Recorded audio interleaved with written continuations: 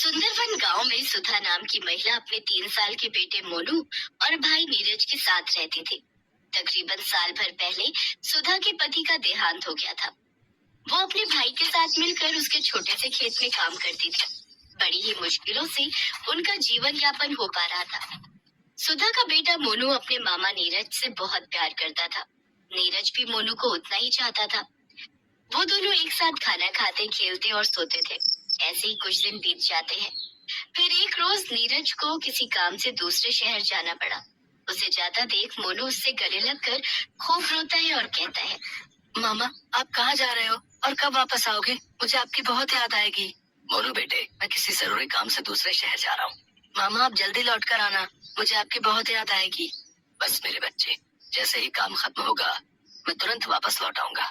मोनू और सुधा से अलविदा लेकर नीरज वहाँ से चला जाता है। काफी समय बीत गया, लेकिन ना तो नीरज आया और ना ही उसकी कोई खबर। सुधा और मोनू को दिन रात उसकी चिंता सताती थी। मोनू अक्सर अपने मामा को याद करता और रोते हुए कहता, माँ, मेरे मामा कब आएंगे? मुझे उनकी बहुत याद आती है माँ। तू परेशान मत हो मेरे बच्चे, वो जल्द ही वापस आएंगे। और तू देखना, वो तेरे लिए बहुत सारे खिलौने और मिठाइयाँ भी वापस लाएंगे। ऐसे ही कुछ महीने बीत गए। एक दिन मोनू उदास बैठा हुआ था। तभी सुधा उससे कहती है, मोनू बेटा, तुम्हें जो भी बात कहनी हो वो तुम शिव जी से कह सकते हो। वो तुम्हारी हर बात तुम्हारे नीरज मामा तक पहुंचा देंगे। इसके बाद मोनू ने ठीक वैसा ही किया। जब भी उसे अपने मामा तक कोई बात पहुंचानी होती तो वो शिव जी के मंदिर पहुंच जाता। मोनू हर वक्त शिव जी से बातें करता रहता था। ऐसे ही समय बीतता गया। फिर एक दिन सुधा बहुत बीमार हो गई और उसने बिस्तर पकड़ लिया। अपनी बीमारी के चलते सुधा इतनी कमजोर हो गई कि वो खाना तक बनाने की हालत में नहीं थी। बेचारे दोनों माँ बेटे 2 दिन तक भूखे रहे। फिर तीसरे दिन सुबह मोनू पड़ोस के गांव में खाने की तलाश में गया। तेज चिलचिलाती धूप में बेचारा मोनू चलता रहा। कुछ देर चलने पर उसने देखा गांव के बीच में एक पेड़ है जिसमें कई सारे पके हुए आम लगे हैं। अरे वाह, इतने सारे आम! मुझे तो बहुत भूख लगी है। इससे तो मेरा और माँ का पेट भर जाएगा, लेकिन मैं इन्हें तोड़ूं कैसे? तभी उसका ध्यान पेड़ के नीचे रखे शिवलिंग पर जाता है। वो उसके ऊपर पैर रखकर पेड़ पर चढ़ जाता है और उन आमों को तोड़ने लगता है। उसके पसीने की बूंदें एक एक करके शिवलिंग पर गिरने लगी, लेकिन काफी देर तक कोशिश करने के बाद भी मोनू के हाथ उन आमों तक नहीं पहुंचे। तभी वहाँ गांव के कुछ लोग इकट्ठे हो गए और मोनू पर चिल्लाने लगे, अरे अरे घोर अनर्थ!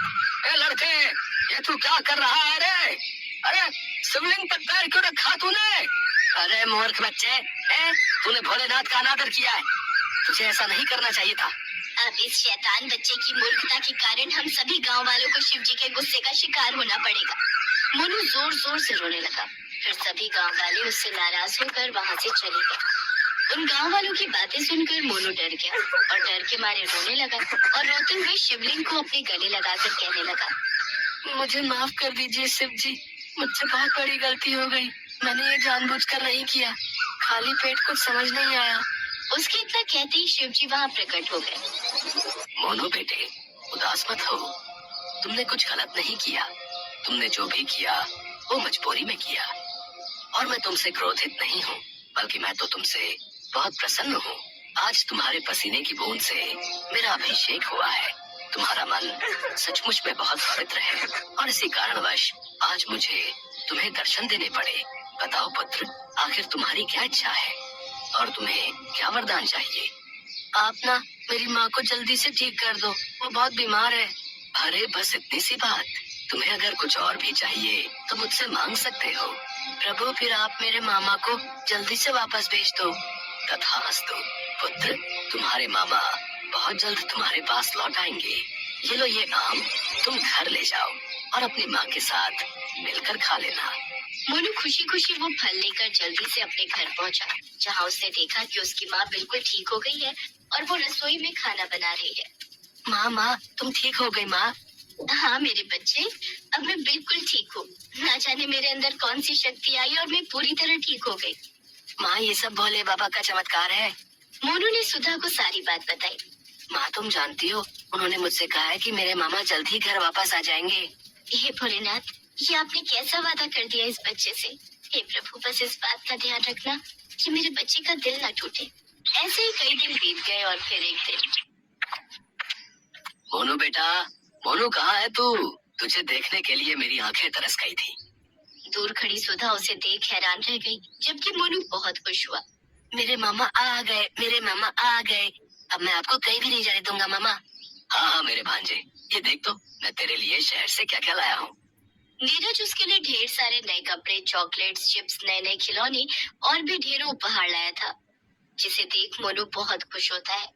सारा दिन अपने मामा के साथ खेलकर मोनू रात को खाना खाकर जब सो जाता है, तब सुधा जाकर नीरज के पैर पकड़ लेती है और रोते हुए कहती है, हे प्रभु, आप भगवान भोलेनाथ है ना? मैं भली भांति ये बात जानती हूँ। आप ही अपना किया हुआ वादा पूरा करने आए हैं ना? मैं जानती हूँ प्रभु, क्योंकि सच तो ये है कि मेरा भाई तो बहुत पहले ही इस दुनिया से जा चुका है। हाँ, मैं शिव ही हूँ। इस बालक के तड़पते मन को मैं नहीं देख सका और इससे अपना वादा पूरा करने चला आया। लेकिन ध्यान रहे, इस बात का पता मोनू को ना चले। कुछ दिन शिवजी मोनू के साथ रहकर ही उसके साथ खूब खेलते, मस्ती करते और उसकी सभी इच्छाओं को पूरा करते। और फिर एक दिन, अच्छा मोनू, अब मुझे शहर नौकरी पर वापस जाना होगा। मैं बीच बीच में तुमसे मिलने आता रहूंगा। मामा, अब आप फिर जा रहे हो? अब फिर आप वापस कब आओगे? भांजे, तू चिंता मत कर, मैं समय समय पर यहाँ आता रहूंगा। इस प्रकार नेक दिल मोनू की सच्ची भक्ति से शिवजी और मोनू के बीच जीवन भर का संबंध बन गया। अब शिवजी हर महीने नीरज का वेश बनाकर मोनू के साथ कुछ दिन रहने चले आते, साथ ही उसके लिए ढेरों सामान ले आते और सुधा को भी कुछ पैसे दे देते। धीरे धीरे सुधा के घर की स्थिति काफी अच्छी हो गई और मोनू और सुधा अच्छे से अपना जीवन यापन करने लगे। तो दोस्तों, अगर आपने हमारे चैनल को सब्सक्राइब नहीं किया है तो चैनल को सब्सक्राइब करें, लाइक करें, बेल आइकन पे क्लिक करें, जिससे हमारी आने वाली वीडियो का नोटिफिकेशन सबसे पहले आपको मिल सके। तो मिलते हैं ऐसे ही नई कहानी के साथ नेक्स्ट वीडियो में। आप सभी को राधे राधे। उदयाचल जंगल में एक सफेद रंग की कौवा रहती थी।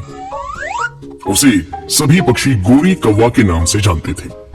उसने 3 अंडे दिए थे और उसे अपने अंडों में से बच्चों के निकलने का बेसब्री से इंतजार था। गोरी कौवा बोली, मेरे प्यारे प्यारे लाडले बच्चों, अब मुझे सब्र नहीं हो रहा है। तुम जल्दी से जल्दी बाहर आ जाओ। तुम्हारी प्यारी आवाज सुनने के लिए मेरे कान तरस रहे हैं। जब तुम माँ कहकर बोलोगे तब मेरे कान में जैसे अमृत घोलेगा। एक कोयल गोरी कौवा की बात बड़े ही ध्यान से सुन रही थी। उसे भी अंडा देना था और वो गोरी कौवा के पास पहुंच गई। बहन, आप बड़ी किस्मत वाली है। अब जल्दी ही आपके अंडों में से प्यारे प्यारे बच्चे बाहर आएंगे। वे सभी बाहर निकलकर आपका मनोरंजन करेंगे और आपका दिल बहलाएंगे। आपको जब भी बाहर जाना हो, कुछ लाना हो तो आप मुझे बताइए। मैं आपके अंडों की रक्षा के लिए यहाँ बैठी रहूंगी। गोरी कौवा बोली, कोयल बहन, ये तो तुमने बहुत अपनेपन से भरी हुई बात कही। मुझे एक अच्छा साथ और सहारा मिल गया। अब मैं तुम्हारे ऊपर विश्वास करके कहीं भी जा सकती हूँ।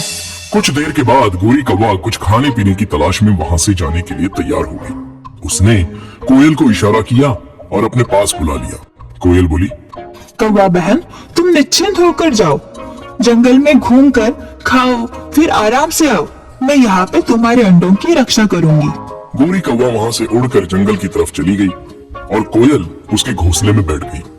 कोयल ने अच्छा मौका देखकर वहीं पर एक अंडा दे दिया और गोरी कौवा का इंतजार करने लगी। कुछ देर के बाद गोरी कौवा आ गई और उसने कोयल को धन्यवाद देते हुए अपने घोंसले पर नजर डाली तो वो चौंक गई। वहाँ 3 अंडों की जगह पर 4 अंडे दिखाई पड़े। गोरी कौवा बोली, अरे, ये एक अंडा बढ़ कैसे गया? यह ऊपर वाले का चमत्कार है। मैंने इससे पहले भी ऐसे चमत्कार देखे हैं। तुम्हारी किस्मत अच्छी है जो तुम्हें एक चमत्कारी बच्चा मिल गया है। दूसरे ही दिन गोरी कौवा के अंडे से एक काले रंग का बच्चा बाहर निकल आया। गोरी कौवा बोली, मेरे प्यारे बच्चे, तुम्हारा इस दुनिया में स्वागत है। तुम्हारा नाम सलोना है।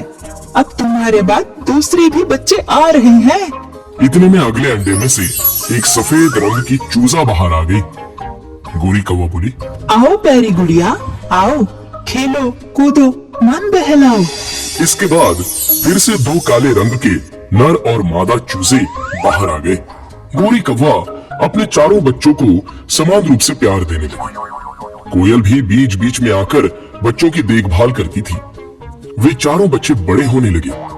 उसमें से एक बच्ची जो कोयल थी वो कोयल की तरह दिखने लगी। उसका नाम सुरीली रख दिया गया। वो जैसी ही थी वो अपनी प्यारी सुरीली आवाज सुनाकर सबको खुश कर देती थी। गोरी कौवा उसे भी उतना ही प्यार करती थी जितना कि अन्य बच्चों से करती थी। गोरी कौवा बोली, यह सब परमपिता परमेश्वर की कृपा है।